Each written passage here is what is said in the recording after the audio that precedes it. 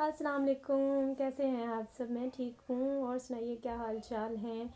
और यहाँ पे मैं ना गई थी सब्ज़ी मंडी, तो वहाँ से ना संडे बाज़ार, तो वहाँ से मैं ये लाई थी ज़िंदगी में। अच्छा, पहली बार मैंने आंवला ऐसे देखा है, फ्रेश आंवला है ये मेरे पास। और मैंने तो पहली बार देखा है, क्योंकि ये मैंने पहले कभी नहीं फ्रेश आंवला देखा था।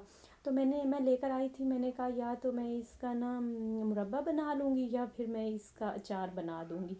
तो वहाँ से आने के बाद, क्योंकि सब्ज़ियाँ वगैरह बहुत ज़्यादा होती हैं, तो फिर उनको सेट करके रखना और बड़ा काम होता है। तो यहाँ पे मैं आई थी, सारी सब्ज़ियाँ वगैरह मैंने रखी थी, और फिर बच्चों को खाना वाना क्योंकि खिलाया था, तो मैं चली गई थी और किचन बहुत गंदा हुआ था। और फिर आके जी मैंने किचन समेटना शुरू कर दिया। तो यहाँ पे साथ साथ जी खाना पीना बच्चों का चल रहा था, और मैं साथ साथ सफाइयाँ कर रही थी। तो मैंने सारे बर्तन वगैरह सिंक में उठा के रखे, क्योंकि बच्चे जितने भी बड़े हो जाए ना, जब तक माँ उनको चाहे कुछ भी कहती रहे, तो उनको असर नहीं होता। माँ को खुद ही काम करना पड़ता है। तो यहाँ पे डस्टबिन में मैंने सोचा कि शॉपर लगा के नीचे रख लेती हूँ, क्योंकि फिर सिंक बंद हो जाता है इस तरह से। अगर सिंक में हर चीज़ जो भी खाना वाना हो, खाना तो वैसे मैं बाहर फेंक देती हूँ पार्क में, क्योंकि यहाँ पे जो भी बर्ड्स वगैरह होते हैं, परिंदे या फिर जो भी होता है, वो खा पी लेते हैं। तो यहाँ पे मैंने चला रही थी चूल्हा, और जी गैस नहीं थी। तो मैंने कहा थोड़ा सा मैं पानी गर्म कर लूँ। वैसे तो इलेक्ट्रिक हीटर नहाने वगैरह के लिए हम लोग यूज़ करते हैं, लेकिन यहाँ पे ना मैं यहाँ पे नहीं वो पानी आता, क्योंकि वो सिर्फ वॉशरूम में आता है। तो यहाँ पे मैंने ना क्या किया था कि पानी गर्म करके ना मैं बर्तन वगैरह धो लेती हूँ। तो यहाँ पे वो जो साग वगैरह फिर मैं लाई थी, इतना 3-4 घंटे मेरे किचन में यहाँ पे गुजर गए थे। फिर मैंने बर्तन वगैरह धो के और नमाज़ पढ़ी, और नमाज़ पढ़ के तो फिर मैंने साग काट के ऊपर रख के चली गई थी। फिर मैंने नमाज़ पढ़ ली थी, और मैं ना आ गई थी किचन में। मैंने कहा चलो जी, जो काम रह गया ना वो मैं बाकी का कर लूँ। यहाँ मैंने साग रखा हुआ था, क्योंकि मैं सोच रही थी कि आज साग ही बना लेते हैं, क्यों, और साग मैं थोड़ा ज़्यादा बना लेती हूँ, फिर उसको मैं फ्रीज़ करके रख लेती हूँ, क्योंकि ज़ाहिर सी बात है, इतनी मेहनत करने के बाद आप थोड़ा सी तो आसानी होती, फिर जब कुछ ना बनाए ना, दिल ना करे कुछ भी बनाने को, तो फिर मैं हम लोग ये साग ही यूज़ कर लेते हैं। सॉरी।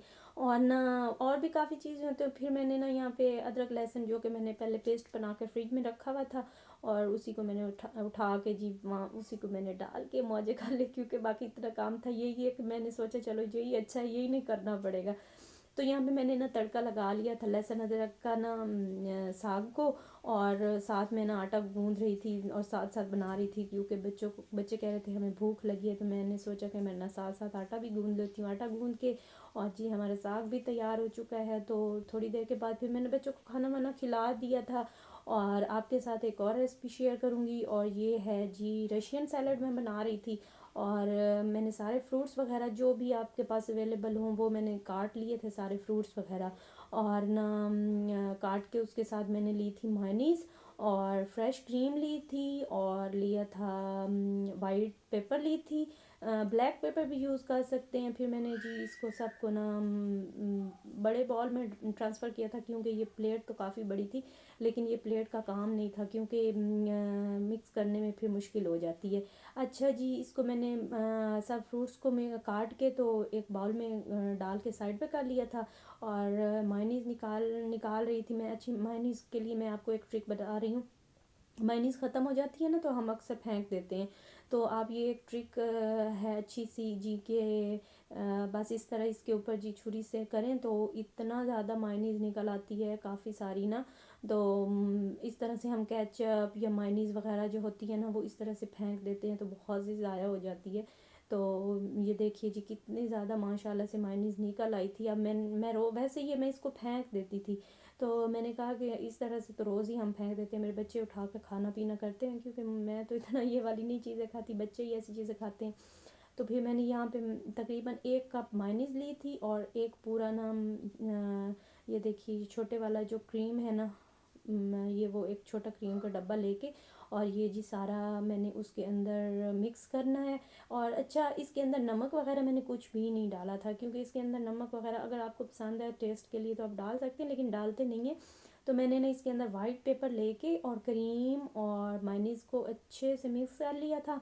और ये देखिए इस तरह से कुछ ये नज़र आ रही है। तो इसको अब ना जो फ्रूट्स थे ना उसके अंदर करते हैं मिक्स, और फिर मैं आपको इनका ना फाइनल लुक भी चेक करवाऊंगी। आप यकीन करें इतनी मज़े की बनती है, इतनी मज़े की बनती है, बाहर से इतनी महंगी मिलती है ये वाली फ्रूट सैलड। जो रशियन सैलड होता है, रशियन सैलड छोटा सा डब्बा होता है और वो तकरीबन 700-800 का एक वो डब्बा मिल जाता है हमें। तो ये बहुत रिजनेबल प्राइस में ना 300-400 में आप घर में आराम से इतनी देखिए आप बन सकती है।